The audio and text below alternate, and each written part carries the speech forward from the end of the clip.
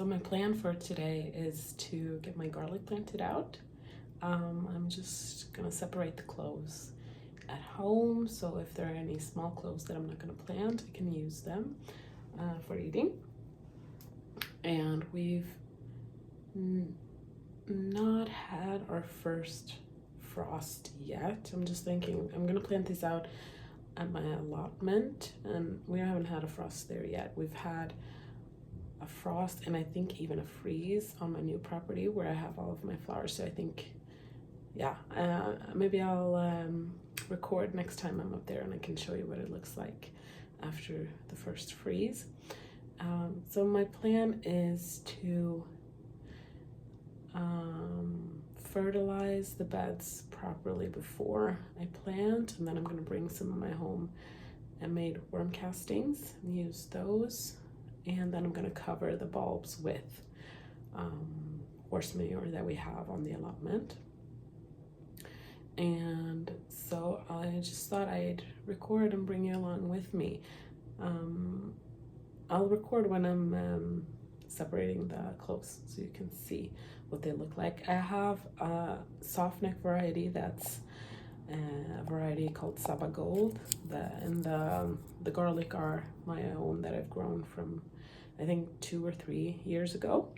And then I have a new variety because my hardneck garlic, I don't know what variety that was, I've had it for many years and I really like it, but it didn't really do well this year. It had a lot of disease, and the cloves are getting like smaller and smaller, so I decided to buy a new variety. And I don't know what the variety is called, I don't remember, but I'll put it on the screen so you can see. And it has like these really big cloves, beautiful color, large heads. So I'm excited to try that one. Actually, I was thinking about just growing the hardneck because it's so beautiful, but I feel like it's good to diversify everything. And also I don't want to lose this Sabagold because it's kept well. Like the cloves are still about the same size and the heads are about the same size as when I got it the first year. So I feel like that's like a stable variety. So if it turns out that the new one isn't well, I don't want to have lost the Sabagold. So that's why I'm planting both of them. But maybe I'll do one bed of each on my allotment and then one bed of the new variety on my new property, because I have a lot of those and I don't want them to go to waste. I don't want to, I mean, I'm sure they're great for eating. I haven't actually tried them yet, but I feel like I've paid more than I pay for regular eating garlic. I don't pay for garlic at all because we're self-sufficient with me growing the garlic. But if I would buy garlic, it would be, for eating, it would be a lot cheaper than this garlic that I buy to plant, or to, yeah, I don't know what it's called. It's called utsäd in Swedish. Seed garlic is a lot more expensive. So I want to plant as many cloves as I can, just to like protect the investment that I made. I'll show you now how I separate and which ones I will be planting. So this is the new variety, and some of the bulbs, I was just so excited to look at them. I broke some of them off earlier. So I can fit 24 cloves in each bed. So I'll divide them and see how many I have. And I just take the outer peels off. Try to keep as much of the peel intact as possible. And then this is like a planting clove, but this is just huge. I don't know if you could tell, but I'll show you like a clove of my other hardneck variety that I'm not growing this year because the cloves have gotten so small. Like this is my own and this is the new one. So you can see why I wanted to try a new variety. I'm sorry, I have a bit of a cold. Yeah, so I just take off the outer peel, like just to separate, so I can tell where the cloves are. And like that's a nice clove. So these are 5, 6,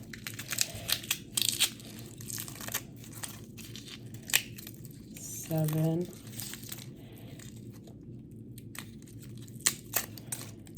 8, 9, and I can plant all of these. They're amazing. Like I think this one is the largest one so far. And again, just compared to, just compared to my own teeny tiny little garlic. Let's hope that I can harvest garlic cloves these size next year. Okay, so these were, I'll separate them into 4s. So that's 9. Then this one is the first one that's a little bit smaller, so I'll see if I use that one or just keep it for eating. They're really healthy looking, I think. They don't look like they have any disease or anything like that. Maybe this one, there's like a little bit of spotting on the stalk. But the first one was like a beautiful white stalk, nothing on that one. So yeah, we'll see how they do. So now I have 12.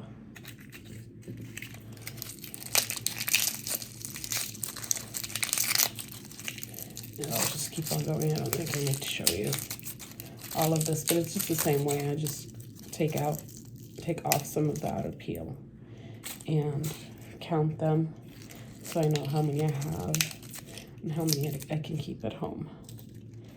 So, I mean, I could do this on the allotment as well, but I mean, and there's, it's not like it would harm them in any way if it got some soil on them, but I feel like I just want to keep them clean for our fresh eating. So here's one that's a little bit smaller too, so maybe I won't plant that one. So like this is a large clove, I would say, and this is like a smaller clove of the same variety. So if I plant these, I feel like there's a better chance of me getting larger heads and larger cloves for next year. So I'll try this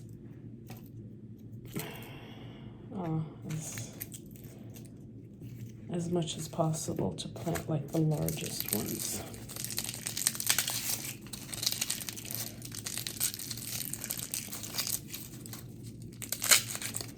Has like this beautiful purple coloring, but then the cloves are more of like a soft pink.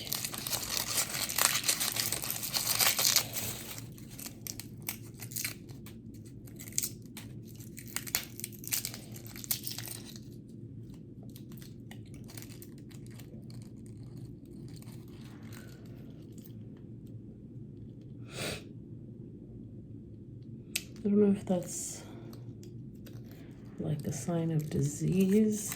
If I show you, like compared to this one, that's like a light color all the way through. This one has like a little bit of darkening. Yeah, maybe I'll keep those in like quarantine to see. Or maybe I'll just like dip them all into some like rubbing alcohol to try to sanitize them from any viruses or diseases. So I didn't count how many. I bought 10 heads. I'm pretty sure I bought 10 heads. 1, 2, 3, 4, 5.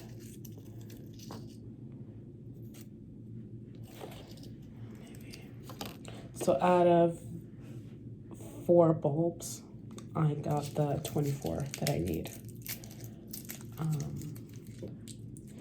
And then these ones have that little dark on them as well. Yeah, I just get a little bit nervous because of how my hardnecks did last year.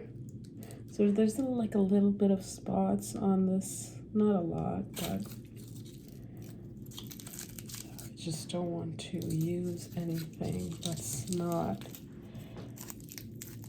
perfect quality. I'd rather use those ones for eating, because even if they have like spots or anything on them, it doesn't affect like if you want to eat them. It's more if you want to grow them out, that it can be like a problem. So I have 5 heads left, so that would make for 1 more bed. So I can save these ones whole, and then I can save like the largest ones with the whole heads, and I'll get to use these smaller ones for eating, and that's gonna be fun to see like how we enjoy the flavor. So I'll save, these ones are like the smaller ones. So it's like on those 5 heads, I have 7 that I would say are smaller, and they're still larger than my like largest of the other one, but these are smaller, and this one is like a bigger. Yeah, I've shown you comparisons before, so you know. So I'll save these for fresh eating. And then these ones that I am gonna plant, I will actually sterilize those a little bit. I don't know if it's called sterilizing. I'm sure it's not gonna be completely sterile, but I'm gonna put them in like, I think it's 80% alcohol to try to kill off some of the virus for a couple of minutes, maybe like 5 minutes. And then I'm gonna wash my hands, and just so that if there was any viruses or diseases on these ones, yeah, it's gonna be hard to separate, obviously, but if there's something on my hands, I'll wash them before I start touching the my own hardneck Sabagolds. And so now moving on to the Sabagolds. And this, as I said, it's a soft neck variety. The cloves are larger than my hardneck variety, but they're still a lot smaller than the new variety that I have of hardneck. We'll see how we do. Probably should have like recorded how many cloves I got off of those 5 bulbs of the new variety, just to see like how they perform for next year. But oh well. So these ones are a little bit smaller, so I'll see if I use those, or no, I think I'm gonna have to use those because most of them are like that size. So I have a few on that bulb. I have 3 that I would say are like larger, and then 4 that are a little bit smaller. So this one is a larger, this one is a smaller, but they're still quite large compared to, as I said, the hardneck. So this is the smaller of the Sabagold, and this is like a normal size for the hardneck from last year. And yeah, so probably I'll plant the smaller ones of the Sabagold as well. I feel like they're a good size for this variety still. So that's 4. And I only need 24 of these. I'm only gonna put one of the soft neck. I prefer the hard neck. I don't really know why. Maybe it's because I get scapes that I can use. So it's like a double harvest. And I always use the scapes. Either we eat them fresh or I preserve them. You can make like pesto with them. Yeah, they're great. So who doesn't want 2 harvests for the effort of 1 planting? So let's see, this one's a bit larger. Some of them are like losing a little bit of their inner peel when I'm breaking them apart, but I don't think that's going to be a problem. I planted them even without the peels, and hasn't been a problem before, at least. Then again, I'm getting smaller and smaller cloves and smaller heads every year, so maybe I'm not the best at growing garlic. I mean, we've been self-sufficient in garlic for like, I don't know, 8 to 8 years maybe. So I feel like even if I have to buy in like new seed garlic every 5 to 6 to 8 years, I'm still happy with that. So I'm not going to be too hard on myself because I'm still doing well with the garlic.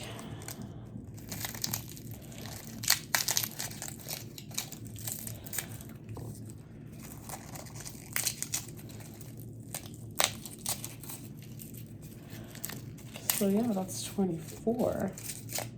So out of all of these ones, there is just this one that I feel is too small to plant out. And I'm gonna save this one for fresh eating. The other ones look great. And I can show you how many I have left. So these are this is how I store them in these mesh bags. And then I hang them up just in the cupboard. This is how much I have left of the Sabagold. What's left of my hardneck garlic. So this is more than enough for a year for us. And I feel like maybe it's just that I'm in a northern climate. 57th parallel gardening. I'm on the 57th parallel. So obviously I'm in a northern climate. But my garlic stores for over a year. Both the softneck, the hardneck. I've never had like garlic sprouting, or not that I can remember, at least. I've never had it sprouting. I've never had it gone bad. If it's been bad, it's been like diseased from when I harvested it. Like there hasn't been like it's gone bad because, yeah, sometimes I've had garlic grown 1 year and then I've used it all of the next year, and I've had so much left that I've been able to save it for another year and then planted it out and gotten a harvest. But as I said, it's gotten like the harvests have gotten smaller and smaller, so not optimal obviously, but yeah, still it's kept for 2 years, and I've been able to plant 2-year-old garlic, like the hardneck variety that I'm talking about now. I've kept it for 2 years and planted it out and gotten good enough harvest. So like these garlics are garlics that I harvested 1 year, planted them out 2 years later. So they were in storage 2 years later, for 2 years. And then I planted them out. And you can see it's not bad. The cloves are getting smaller, but it's still like fully edible, great harvest, great garlic. It's like organically grown. I've grown it myself. I just feel like it doesn't really get better than that. So yeah, so now I'm going to submerge these in alcohol, and I'll show you, and then we're off to the allotment to start planting these ones. So this is the alcohol that I'm using, and it says it has an effect on bacteria after a minute, yeasts after a minute, fungal or funguses takes 15 minutes, and then viruses, it's not like every virus, but some viruses 30 seconds. So maybe I'll actually let them steep in this for 15 minutes. So just place them in a bowl, and I'm just going to cover them with alcohol. And I'm in a bit of a hurry today, so I'm actually going to do these in 2 separate bowls. I'm quite stingy otherwise, so if I wasn't in like a rush to get out, I would let these ones soak for 15 minutes, and then I would put these ones in the same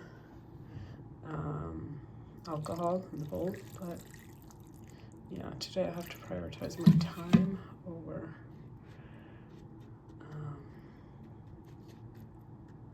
saving. So 15 minutes, and then I'm just going to drain these, and then I'll be off to the allotment, and I'll show you what I do with them there. So I decided to do a fertilizing soak as well. So I have some fish emulsion. Yeah, fish emulsion. And I was in a hurry, as I said, so I was trying to record and do this at the same time, and I spilled everything everywhere. It was a complete disaster, and it took a long time, but I managed to get myself together and go to the allotment. So I made holes for the garlic, and then I'm fertilizing with alfalfa pellets. It's my standard. I always fertilize with alfalfa pellets. Bone meal if I have it, which I didn't today, which is a shame because my fellow allotmenteers often recommend bone meal for garlic in particular. But I had some rock meal. I don't know what it's called. It's basalt in Swedish. So it's a sort of ground up stone meal. I had that, so that's what I used. Or no, here I'm putting on the alfalfa pellets. So the first thing that I thought was alfalfa pellets were actually just organic all-purpose fertilizer that I put in just because I had it, and now I'm putting down the alfalfa pellets. And the garlic has been soaking for maybe 40 minutes to an hour. I think you can do it for longer, but yeah, that's how long it took for me to drive from the allotment, from home to the allotment. And then I'm pouring out the fish emulsion into the holes. Obviously there wasn't enough to put in each one of the holes, but the first few ones got a little bit of fish fertilizer in the hole as well. And when I'm looking at this, I feel like I'm planting these ones really deep into the ground, and I don't know if that's good. Maybe that's also like what is causing me to have smaller cloves each year. Like I feel like if they're closer to the surface, maybe it's not as hard for the bulb to expand. I'm seeing a little bit of different information from different sources. So I thought I had growing garlic down, knew what I was doing, but I feel like since the quality of my garlic is going down and it's getting more disease, that maybe I need to look into this a little bit more until next year. So I'm planting them like 10 centimeters down, and I'm seeing that people are planting them like almost like 2 centimeters into the ground. So I'll see what the results of this year's planting is and if I should do something different. And this is just some Bokashi leche that I'm using. It supposedly has a lot of nutrients in it. So I had it, and therefore I am using it. And then just covering it up.